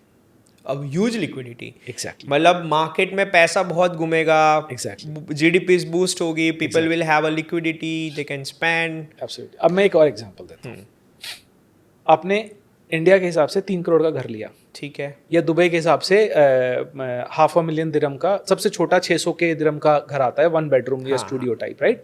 600 के यहाँ के हिसाब से अपना करीबन 1.5 करोड़ INR का बन जाता है, राइट? तो आपने लेट्स से मिलियन दिरहम पकड़ लेते हैं, 2.5 करोड़ का आपने घर लिया दुबई के हिसाब से 1 मिलियन दिरहम का, ठीक है, आपने घर लिया, आप उसमें रह रहे हो, सब कुछ हो रहा है, राइट? अब खुदा ना खास्ता को एकदम से प्रॉब्लम आ गई, राइट? फिर वही सेम इशू आप नहीं यूज कर सकते, लिक्विडिटी नहीं है, राइट? अब इसी का एग्जांपल ले लो, आपने इसको टोकनाइज करा लिया, राइट? उसके ऊपर आपको इंस्टेंट लैंडिंग मिल गई AEDT में इन 5 मिनट्स। पर ये तो बहुत दूर लग रहा है मुझे। दूर नहीं लग रहा, 3 साल बस। श्योर, आई एम श्योर 3 साल के अंदर दिस विल हैपन। तो real estate world would see a drastic revolution. मतलब why DLD Dubai Land Department has already started tokenizing this thing. oh, Dubai Land long-term Department is goal. Dubai Land Department is already allowing you to tokenize your real estate. Now the thing is just integrating of this with Aave. एक बार token आ गया, ERC20 token है, तुम भी take हो मैं भी take हूँ, उसको आवे के साथ कनेक्ट कर दिया, लिक्विडेटर्स आ गए, तो बन गई ना मार्केट। यस, और उसके आगे पेमेंट रेल्स हैं, लाइक फॉर एग्जांपल ऑर्बिटेक्स है या और दूसरी पेमेंट रेल्स हैं जिसने आपके स्टेबल कॉइन को बैंक में दे दिया। Now connect all of this together and deliver an app. Just imagine the amount of liquidity this can bring into the market. So that is banking 3.0 bro. मतलब ऐसे मेरे ऐसे फ्रेंड्स हैं जिनके पास करोड़ों की एसेट्स है, but they don't have a liquid in their bank. I gave a term. I'm still remembering. I was talking to a friend when we were starting Orbitex. I said, like, what motivated you? I was like, yaar, we are all urban poors. Your net worth could be $1 million. But if I ask you, hey, Laksh, can you transfer me $500,000? You won't be able to. नहीं, I may be नहीं है। Exactly. I may be a millionaire, right? But if you'll ask me, can you send me $1 million? I No. cannot. Right? So that is what is, we are all urban poors. मतलब हो सकता है तुम्हारे पास 50,000 की liquidity हो, मेरे पास 10,000 की liquidity हो, दैट इज ऑल राइट। जितनी चाहिए होती है उतनी जनरेट कर देते हैं, बाकी एसेट्स में इधर उधर कहीं लगी हुई है, किसी के पास रियल एस्टेट है, किसी की गाड़ी है, किसी का गोल्ड है, बिटकॉइन है, व्हाटएवर। लेकिन वो नहीं हो सकती। आज की तारीख में सबसे इजीएस्ट बिटकॉइन है, जो कि लिक्विडिटी देता है, बाकी सारे एसेट्स में नहीं है। अब हाँ, क्योंकि now imagine that getting as a power with blockchain, with stable coins adoption, with all the instruments, with all the options of off-ramping instantly, all of this coming together. Now, what I call it is I see it as an orchestra creating a symphony.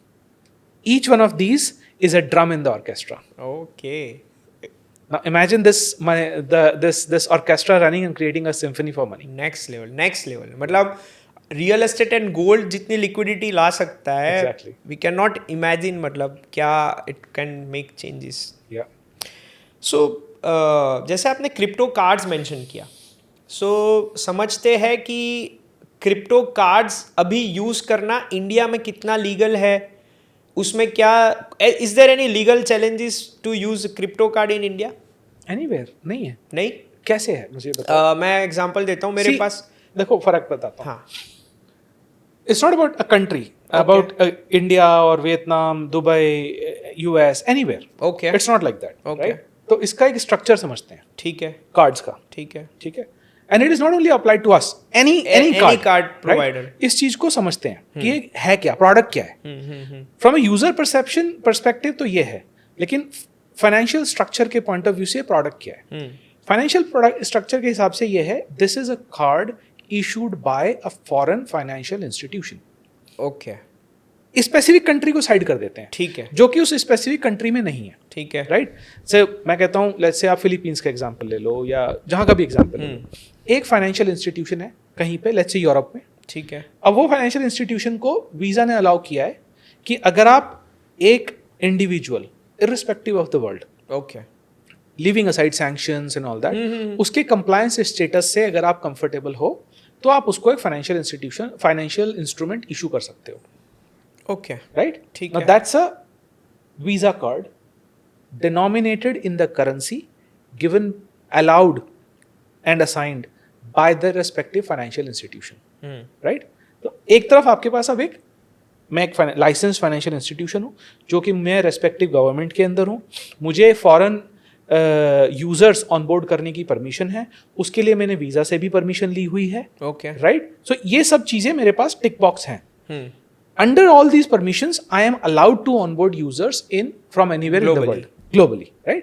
तो अब मैंने उसको onboard किया user को, उसको मैंने एक card issue कर दिया. ठीक है, अब ये एक ट्रांजैक्शन हो गई. ठीक है, जो आज की तारीख में is not local. This particular phenomena is not local to crypto or crypto cards or anything. Okay. आज भी आप जाके अगर कोई bank, for example, there are a lot of people in India who have a Barclays bank account because Barclays allow you, Revolut allow you, right? So yes, they cannot market. Okay, But if you as a user, and we also don't market in India, we don't market in UAE, we don't market in respective geographies, okay, but we educate people of what we do, right? so just want there to are- understand, don't market मतलब हम खुल के marketing नहीं कर नहीं, खुल के नहीं. मैं आपको आके नहीं कहूंगा, दिस इज कॉल्ड सॉलिसिटेशन. सकते. ओके, मैं आके आपको नहीं कहूंगा कि यक्ष आप ये कार्ड यूज करो. ओके, आप, मेरा प्रोडक्ट ये है, मैं आपको बता रहा हूं भाई मैं ये करता हूं.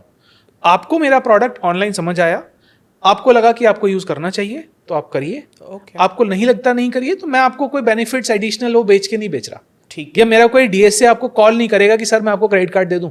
मेरा वो क्या नहीं मतलब कर किसी सकते, का भी किसी का नहीं कर दिस इज लाइक, अगेन मैं ये कह रहा हूं कि इस पूरे प्रोडक्ट को समझने के लिए एक सेकंड के लिए क्रिप्टो के चैम्बर से बाहर आते हैं. ठीक है, फाइनेंशियल इंडस्ट्री, फाइनेंशियल प्रोडक्ट्स कैसे चलते हैं उसकी बात कर रहा हूं. तो ग्लोबली फाइनेंशियल प्रोडक्ट्स ऐसे ही चलते हैं. Okay, right, they can not go and solicit in respective countries, like we also don't do that. Okay, We online just have a presence, we have a product for specific geographies जहां पे हम करते हैं, but उसके अलावा अगर किसी को करना है तो वो उसकी चॉइस है. Okay, right. Now what happens is कि इन दिस एग्जांपल कार्ड मैंने आपको दे दिया, आपने कार्ड ले लिया, लेट्स से बार्कलेज का ले लिया, रेवोल्यूट का ले लिया.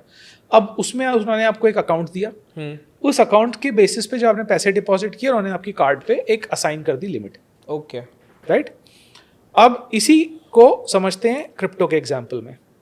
एक फाइनेंशियल इंस्टीट्यूशन ने आपको कार्ड दिया, अब जो आपको कार्ड इशू कर रहा है उसकी लिमिट की जो एग्रीमेंट अंडर राइटिंग है वो फाइनेंशियल इंस्टीट्यूशन ने करी, लेट्स से हमने करी. ओके, अगर मैं आपको कार्ड देता हूँ, मैंने आपको कार्ड दिया, मैंने उसको बोला कि भाई मेरे जितने यूजर्स जितना भी कार्ड पे स्पेंड करेंगे उसका पेमेंट आपको मैं करूंगा. Rebate, I will provide you the rebate.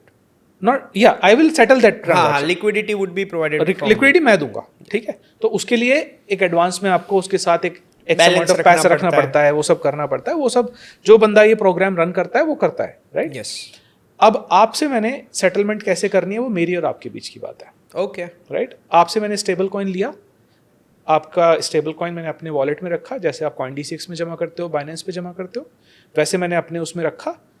आपने पेमेंट करी, जितनी आपकी पेमेंट हुई मैंने वहाँ से डिपॉजिट कन्वर्ट किया, उसको $US में कन्वर्ट किया और बैंक के साथ सेटल कर लिया. तो point is what I am trying to say, it is these are completely two different transactions. Understood. हाँ, मतलब लोगों को है ना डर होता है यार कि USDT हमने कार्ड से स्पेंड कर दिया तो गवर्नमेंट. आप USDT स्पेंड ही नहीं कर रहे ना. नहीं, उनके लिए तो समझो, हाँ मैं समझ as गया, a company, that's an experience. हाँ, हाँ, but as a financial transaction you're not spending USDT. Understood, Merchant is getting fiat currency like you would have been using any other international card. yes. So जो आप as a company है वो headache ले रही है ना, Correct. उसको on ramp of ramp करने का, Correct. बट एंड यूजर को नहीं पता चलता ये Correct. बैकएंड में क्या हो रहा है वो सब. Correct, absolutely. तो मेरी जैसे इंडिया की बात करें या ओवरऑल एशियन रीजन की बात करें, तो एक तो क्रिप्टो के लोग फॉरेक्स ट्रेडिंग में भी यूएसडीटी बहुत हैवीली यूज होता है. बहुत सारी ज्वेलरी बिजनेस और दूसरे बिजनेसेस में भी यूएसडीटी बहुत अच्छा इन्वॉल्व हो गया है. तो लोगों के पास यूएसडीटी बहुत है. अब बहुत बड़ी दिक्कत आती है भाई P2P कैसे करें, या P2P में बहुत बड़ी अमाउंट करेंगे तो उसमें भी बहुत सारे अकाउंट सीज हो रहे हैं, या कैश करो तो हवाला करना पड़ेगा. तो क्रिप्टो कार्ड एक बहुत बड़ा सोल्यूशन बन के उनके पास आ रहा है. तो मानो मेरे पास 20,000 USDT है या स्टेबल्स है, उससे मैंने एक क्रिप्टो कार्ड ले लिया, उसको मैं स्पेंड कर रहा हूँ, तो am I liable to announce to government और मुझे उस पर टैक्स भरना पड़ेगा कि कैसे रहते? देखो, आपने कार्ड लिया उसके लिए आप लाइबल नहीं हो रहे. आपके पास USDT है, वो आपकी रिटर्न में जाना चाहिए, इररिस्पेक्टिव वेदर आप कार्ड ले रहे हो या नहीं ले रहे हो. ठीक है, that is your moral responsibility as a citizen, not about India, anywhere in the world. हाँ. आपकी इनकम टैक्स रिटर्न में अगर आपने $20,000 कहीं से आया, कहीं से तो आया है, Absolutely. you are supposed to declare it. Okay. Whether you are using it on a card or you are using it through a off-ramper or whatever, that is separate. उससे उसका कोई मतलब नहीं है. Point is कि आपके पास USDT आया, आपको वो डिक्लेयर करना चाहिए Okay. अपनी इनकम टैक्स की रिटर्न में. अगर आप वो नहीं करते हैं तो आप डिफॉल्टर हैं, whether you are using card or not. Okay. Getting your point? तो वो वाली चीज है. और इसीलिए see, any financial institution only works with KYC'd, verified users in a compliant way. So we don't offer cards in unverified, non-KYC manner. Okay. Every single user that comes on our this thing is a proper KYC is done with regulated financial ID documents being issued by the respective governments. And those are being checked against the OFAC, sanction list, PEP list, etc., anti-money laundering list, कि आप कहीं किसी ऐसी जगह flag तो नहीं हो. वो पूरा उसका प्रोसेस है. हमारा हम नहीं करते, हमारा इशूअर करते हैं. हाँ, आपके पास कार्ड इशू सप्लायर्स जो सर्विस प्रोवाइडर्स, जो हमारे फाइनेंशियल इंस्टीट्यूशन कार्ड इशू कर रहे हैं वो करते हैं. They take care of this. They take care of that because at the end of the day it's their liability, right? They have to answer to Visa, they have to do Mastercard. that. Yes. So we onboard the user, give all this information to them. Once they verify and they are comfortable, then they say, okay, we can issue a card to this user. So every single user is verified and identified and being done, and then they get the card. And it is again nothing local to us. The whole industry is working like that. Okay, fair enough. तो जैसे बताया कि हम तो थोड़ा समझते हैं कि ऑर्बिटेक्स की जर्नी कैसे शुरू हुई, when you started, brain child कब थॉट आया, फिर वहाँ से अभी तक हम कहाँ पहुँचे हुए ऑर्बिटेक्स में? Okay. So I'm into this space for last 8-9 years. Okay. 2017 से I've been doing different projects. We launched first DeFi company from India. मतलब Polygon पे. फिर we moved here because we were seeing during COVID we moved to Dubai and explored कि क्या चल रहा है, globally कैसे expand कर सकते हैं, वो सब चीज़ें हुई. लेकिन उसके अलावा I come from a stockbrokers family. तो हमेशा efficiency of wealth, efficiency of assets के तरफ ही दिमाग रहता था शुरू से. तो पहला प्रोडक्ट हमने ट्रेडिंग के अराउंड बनाया, फिर लैंडिंग के अराउंड बनाया, फिर उसके अराउंड करते रहे.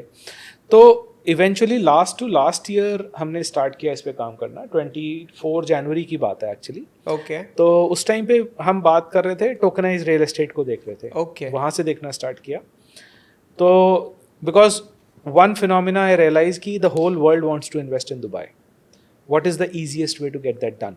That is what the problem I was trying to solve. Okay. What is the easiest way to invest in Dubai real estate? That is what I wanted to solve. अच्छा. That is where I started with Orbitex. It was earlier called Splits Money. Splits Money. Yeah. Okay. So basically वहाँ से start हुआ. फिर हुआ कि यार अच्छा उसका easiest तरीका है टोकनाइज करके स्टेबल कॉइन्स में करते हैं and all that. वो करते करते I realized कि यार ये तो बाद की प्रॉब्लम है, एक और बड़ी प्रॉब्लम सॉल्व करते हैं ना, व्हाट अबाउट, सो उसमें हम कर ये रहे थे जो मैंने अभी थोड़ी देर पहले आपको बोला, हमारा पर्पस यही था कि आप टोकनाइज फ्रैक्शनल रियल एस्टेट का एसेट ले लो, उसको टोकनाइज कर लो और उसके अगेंस्ट मैं आपको यूज करने के लिए उस एसेट के लिए कार्ड भी दे दूंगा. अच्छा, that is where it started.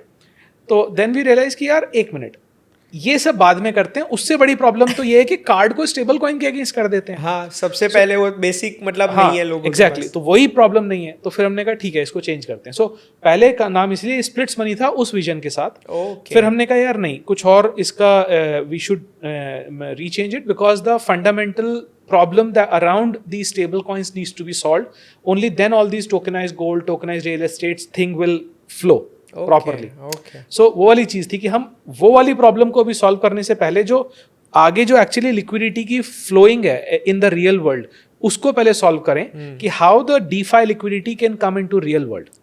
So Orbitex started with that. Okay.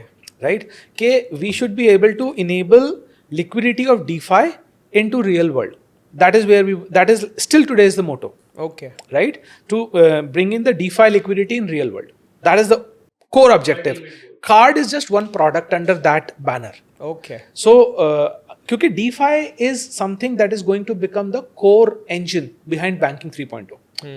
Lending हो गया, फाइनेंशियल यील्ड हो गया, जो भी प्रोडक्ट्स हैं वो सब डीफाई के अंदर जनरेट हो रहे हैं, बट अभी वो उस चेंबर के अंदर है. Eight the end of the day in and out तो स्टेबल कॉइन से ही हो रहा है. हाँ. अब अगर उसकी आपने कनेक्टिविटी मेन में रियल लाइफ में नहीं क्रिएट सॉल्व हुई बड़े लार्ज स्केल पे ग्लोबली, तो ये एक्सपैंड नहीं हो पाएगा. हाँ. राइट. तो हमने कहा यहाँ पे एग्जॉटिक यूज केसेस पे काम करने से अच्छा पहले इसको सॉल्व बेस क्लियर करते हैं. यस. उसमें सबसे इजी स्ट्रेट अप ये था कि यार ये प्रॉब्लम्स को सॉल्व कैसे करें कि मेरे पास एसेट है, मैं उसको यूज कर पाऊं जब मुझे जरूरत है. राइट. उसका एक और एग्जांपल देता हूँ मेरा, और ये पर्सनल उससे यूज हुआ था. तो बहुत लोगों के साथ बहुत सारी चीजें स्टार्ट होती हैं जब आपको पर्सनल प्रॉब्लम्स होती हैं. सो मेरा बैक में प्रॉब्लम हो गई थी and I had to go for a surgery. Okay. And insurance का उसमें वो कवर नहीं हो रहा था क्योंकि मेरा प्लान उस तरह का था वो था.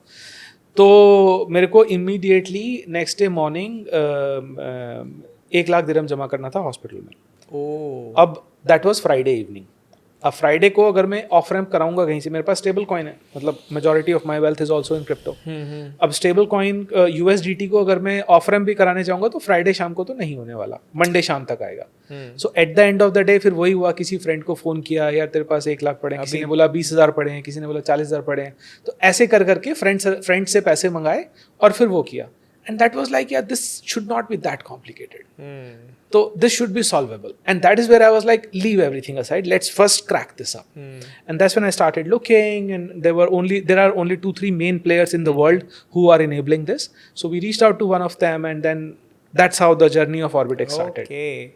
Yeah. So now it is like, in fact, I got a message from somebody 3-4 days ago. Exact same problem. He was traveling somewhere. Okay. He did fall sick. He hurt his leg. And then he had to go to the hospital, and he sent me a thank message that I'm really grateful that you created this product because I had stable coins and I had no way to pay for the hospital. I tapped it with Orbitex card. Awesome. मतलब यार वो फिर ऐसा feel होता है कि यार पैसा है फिर भी पैसा नहीं, ऐसा फील हो रहा है. Exactly. और हम क्रिप्टो वाले मेजर फंड अपना स्टेबल्स में खड़े रखते हैं. तो दिस द बेस्ट सोल्यूशन. मतलब कोई भी कंट्री में चले जाओ. ऐसे हुआ बाली पहुंच गए, सेम टैप कर लो, थाईलैंड, वियतनाम, कहीं पे भी पहुंच जाओ, हम वो कर सकते हैं. एग्जैक्टली. सो ऑर्बिटेक्स की जर्नी के दौरान ऑर्बिटेक्स मतलब मुझे लगता है it just started with a card product but it has a very large vision and different vision. So we are trying to build the whole infrastructure for banking 3.0. Understood. So today also Orbitex is not a consumer app. So अगर मैं consumer cards app की बात करूं तो that is like it just happened. We just created it. Why? Because a lot of friends in our this thing यार कि तुम ये सब कर रहे हो products के लिए, औरों के लिए कर रहे हो, मतलब हम कैसे experience करें. तुमने ठीक है एक ऐप बना देते हैं. अच्छा. तो हमने वो बना दिया. हमारा main, we are not really focused on, we are not really a consumer app company. मुझे कंज्यूमर धंधा नहीं आता, I will be very honest. Okay. I am a B2B guy. Okay. तो Orbitex is mainly a banking 3.0 infrastructure. So using Orbitex APIs, Orbitex infrastructure, you can launch a neobank. Oh, okay. With bank accounts, yields, lending, cards, everything.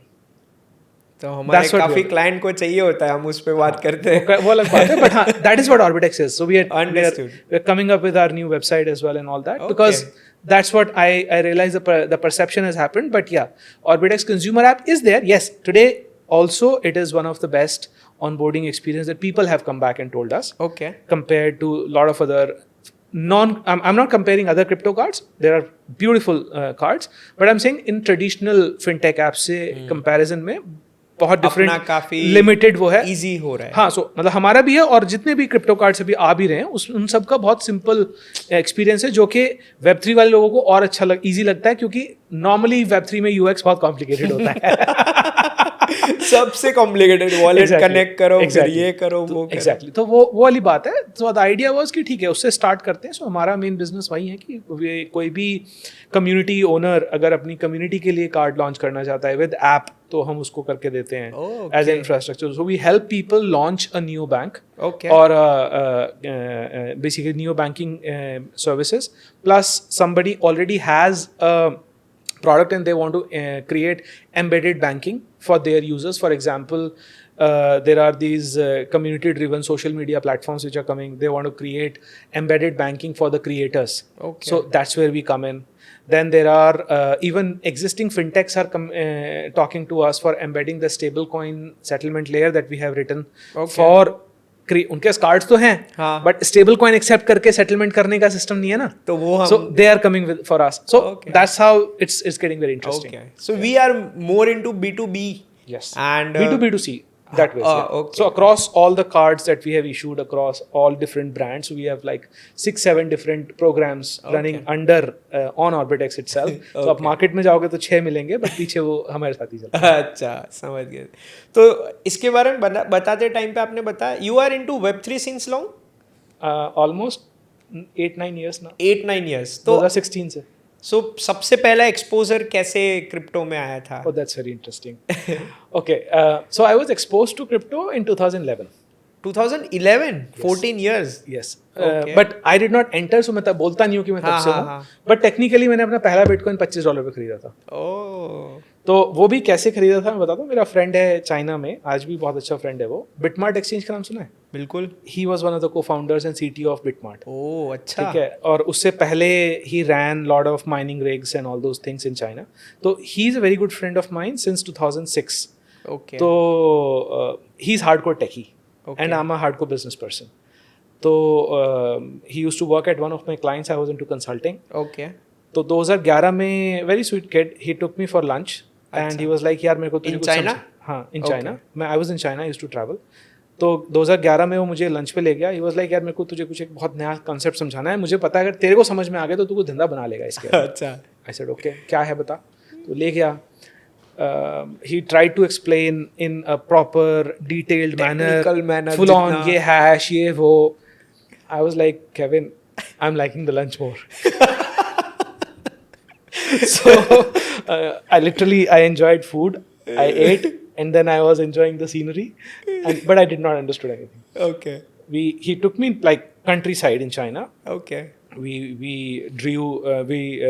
took a drive for like 2 hours outside of Hangzhou city, and evening we came back and then he was like तेरे को क्या समझ में आया?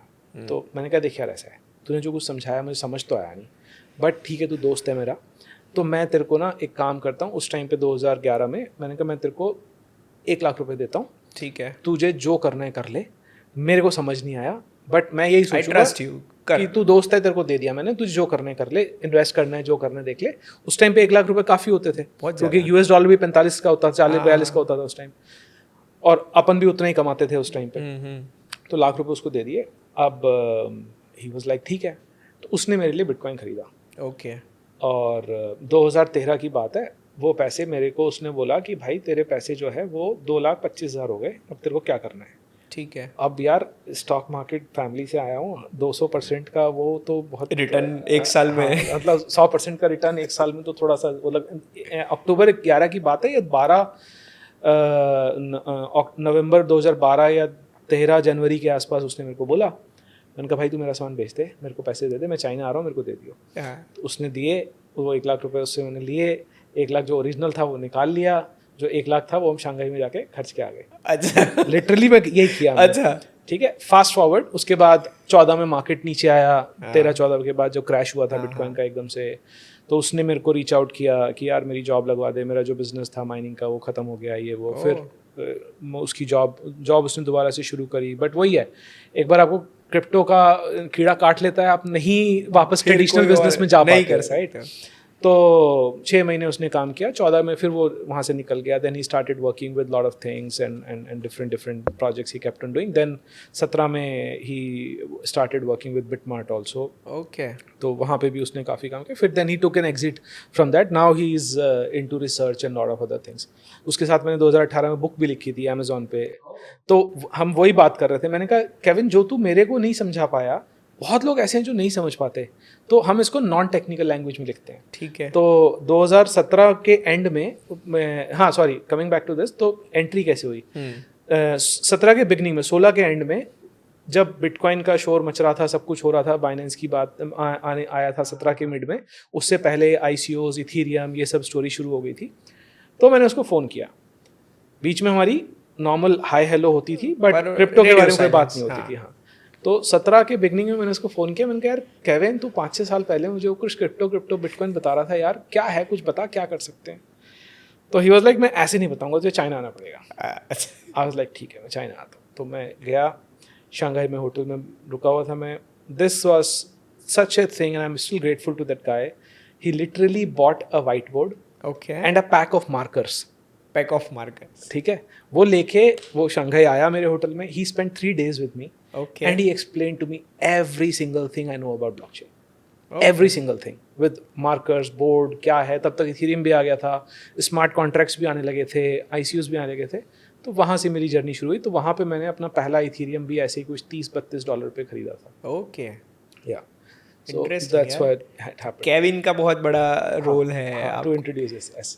फिर हमने 17 में, मतलब फिर 3-4-5 महीने निकल गए। फिर जब BTC अक्टूबर में $5000 पे पहुंचा और 2017 के एंड में BTC $20000 पे पहुंचा, तो तब फिर हमने जो है एक प्रोडक्ट इसके ऊपर बनाना स्टार्ट किया। Okay and that's how the journey actually Started. Started. Yes, फिर शायद इंडियन गवर्नमेंट का आया और बैन वापस आया, फिर एक्सचेंज क्रैश हुआ। हाँ, तो वो तो फिर सबने वो जर्नी तो- देखी है। हाँ, तो हाँ। मतलब वही फिर उसमें पिवट करते हैं। बट वही था कि एक बार फिर उस इंडस्ट्री में एंटर हो गए तो फिर करते रहे कुछ Once a crypto guy is always a Always a crypto crypto guy. guy, yes. तो तब से लेके फिर क्या कैसी प्रोडक्ट्स पे, so you have been founder mostly Always. From that time? Yeah. So I've been Business into business for like 11 years now.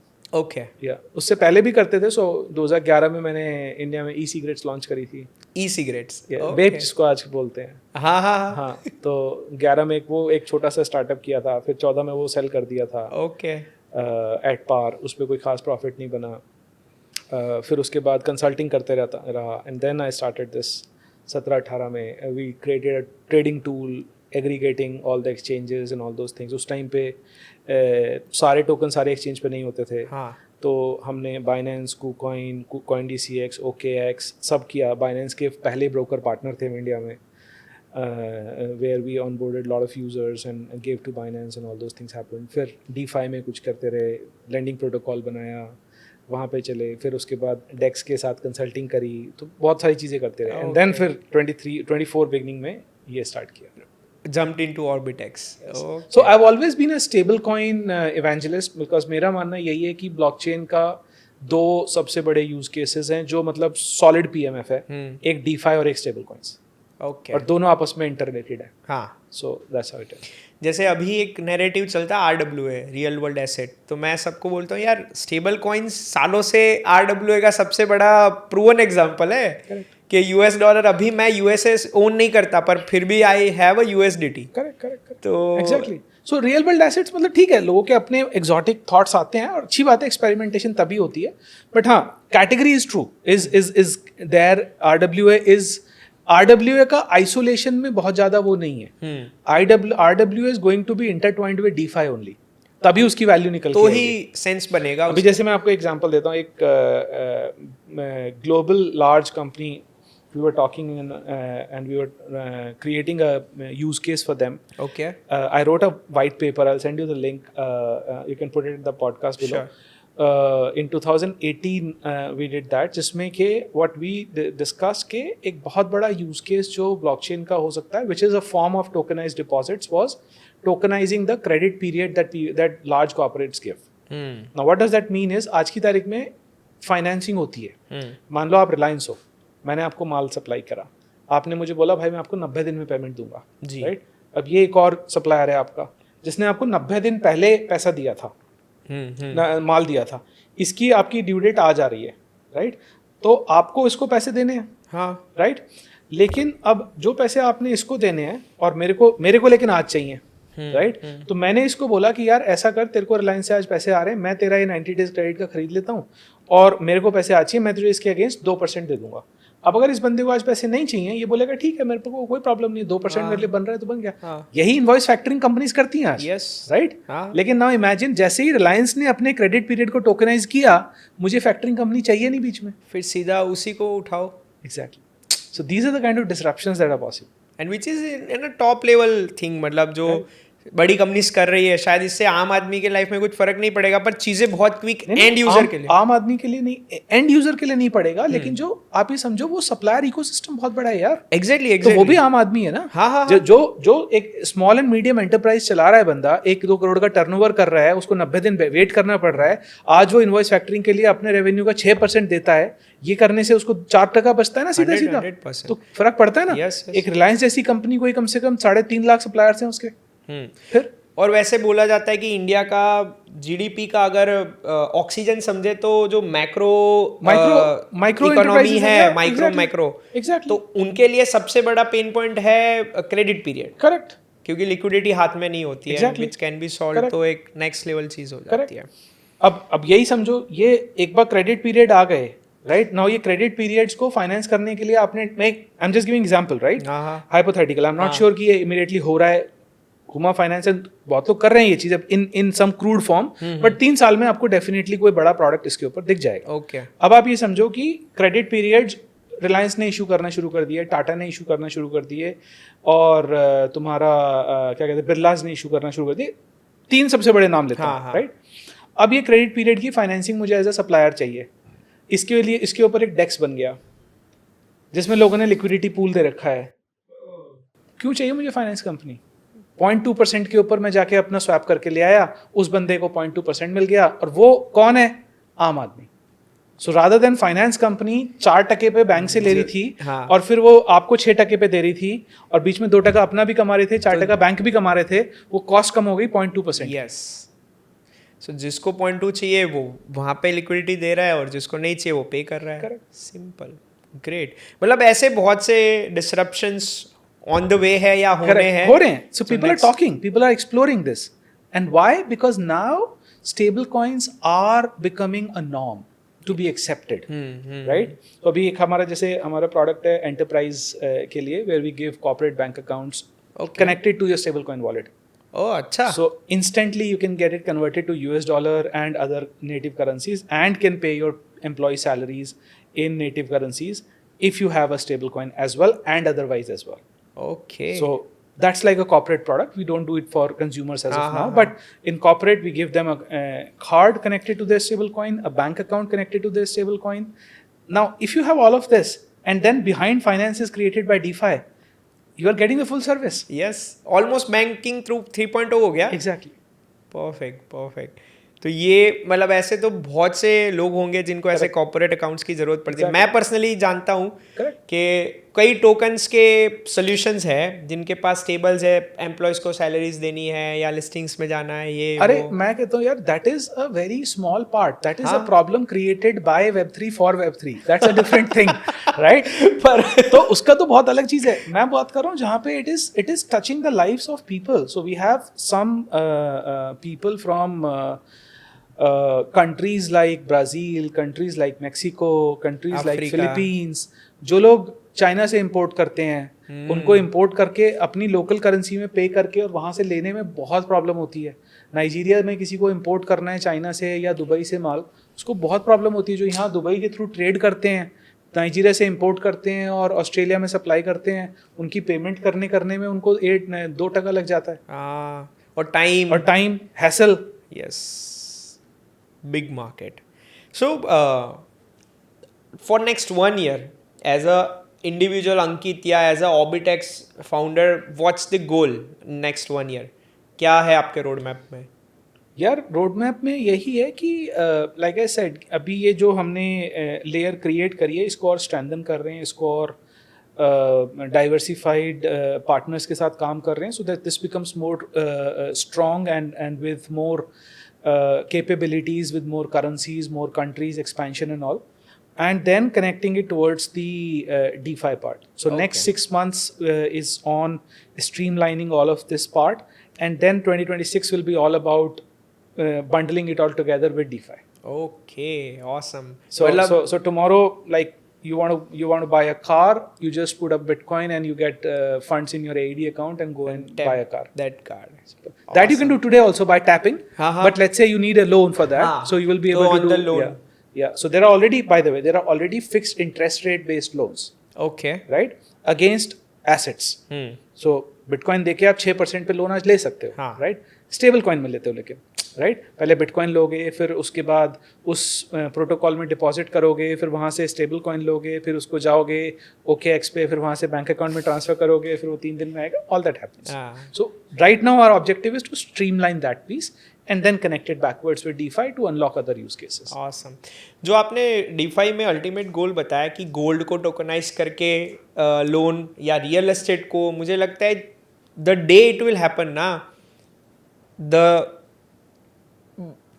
Financial market disruption will next level. मतलब जो लिक्विडिटी आएगी तो सो गोल्ड, मैं वो imagine करके ही excited हो रहा हूँ. डिजिटल गोल्ड तो ऑलरेडी टेदर ने निकाल दिया है. हाँ, राइट. अब टेदर ही डिजिटल गोल्ड के अगेंस्ट तुम्हें लिक्विडिटी देगा. टेदर कह रहा भाई मेरा गोल्ड है, मेरे गोल्ड के अगेंस्ट तुम मेरे से USDT ले जाओ या USDT दे के मुझसे गोल्ड ले जाओ. So that market Tether is already creating, right? Now there are a lot of other products which are coming up with tokenized gold. So उसमें tokenized gold में क्या होगा, मुझे लगता है एक तो Tether का गोल्ड है, प्लस उसके अलावा there will be lot of regional players. Okay. So जो लोग Tether पे ट्रस्ट नहीं करते, but let's say some company from Dubai starts this and he says that I have the SVF license, which is licensed by SCA and CB UAE. People in UAE will trust them more, right? And when that company launches a tokenized gold and be able to enable credit card or payment in your bank account against it, that whole ecosystem is something that people will be believing in more. So जैसे आपने बताया कि next 1 year का आपका जो plan है DeFi को integrate करने का, और वो तो I am looking forward to it. और जो सॉल्यूशंस ऑर्बिटेक्स के बताए, मैं पर्सनली ऑर्बिटेक्स का UIX से मैं भी पर्सनली मतलब इम्प्रेस्ड हूँ कि कितना इजी है, जस्ट 3 स्टेप्स में एक कार्ड इनेबल हो जाता है. So any final thoughts? मुझे लगता है जैसे आपने 2 चीज़ बताई कि stables and DeFi, you believe in them and Yes. you give your everything in that. So एक फाइनल थॉट्स की नेक्स्ट 5 years में स्टेबल्स ज़्यादा डोमिनेट करेंगे कि CBDC ज़्यादा डोमिनेट करेगा globally? I think stables. Okay. I think stables because CBDCs का purpose बहुत डिफरेंट है ओके. और स्टेबल्स का पर्पस बहुत डिफरेंट है. So CBDCs की adoption will be, I feel, more on the within the country, across the businesses, and cross-border settlement between the banks. Stables will disrupt all at a larger pace across the world. Okay. So आज की तारीख में वो है, लेकिन I think over a period of time, if you ask me, in 10 years, the difference will become completely over. No, it will be intertwined with each other. अच्छा. So it will be like that. So आज की तारीख में अगर मैं आपको पैसे भेजता हूँ, अगर आप नहीं हो फाइनेंस में, तो आपको नहीं पता करस्पॉन्डेंट बैंक क्या होता है और कैसे बैंक सेटलमेंट्स होती हैं. आपको तो एक भाई मैंने भेजा वहां चला गया, पहुंचना चाहिए. यस. जो बेस इंफ्रास्ट्रक्चर है for bank account settlements and cards and all, इसको स्ट्रीमलाइन करके मल्टीपल करेंसीज को ऐड करके वो रोबस्ट क्रिएट करना है through multiple partners. And then we are working on these use cases, real time use cases. So जैसे beyond outside of crypto, where crypto is actually making change to difference to the life of people.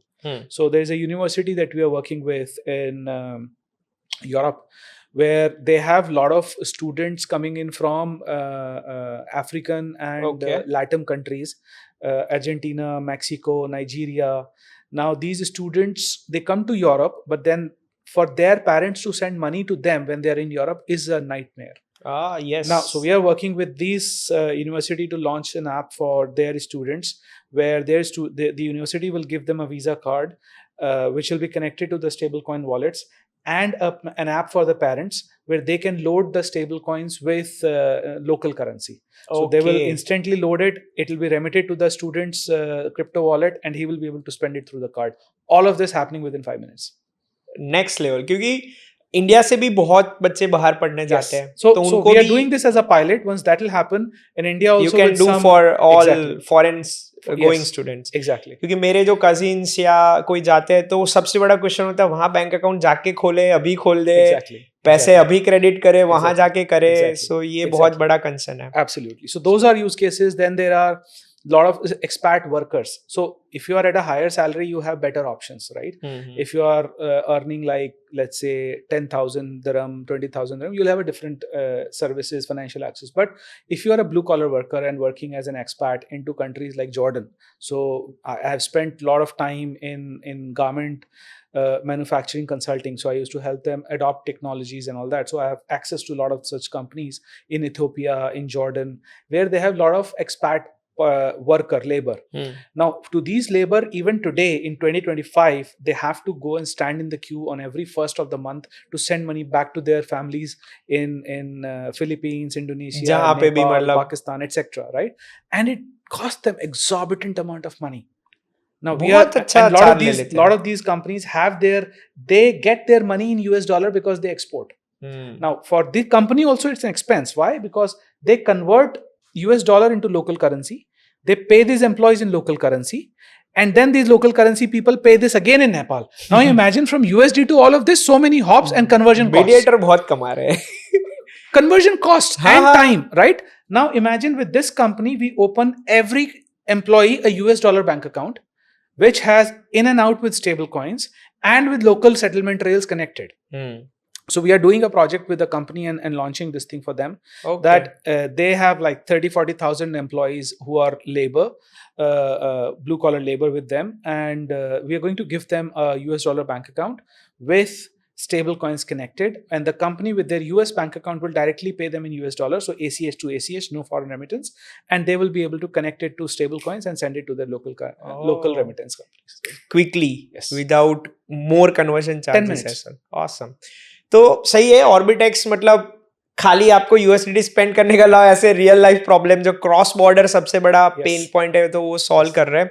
सो बहुत मजा है अंकित भाई आपसे बात करके around stable currencies, crypto cards, your journey, Orbitex future. आशा करते हैं बहुत जल्दी फिर से एक पॉडकास्ट करें जिसमें एक साल में हमने क्या अचीव किया, क्या क्या किया, उसके बारे में डिस्कस करें. Look forward, Yash. Thank you so much.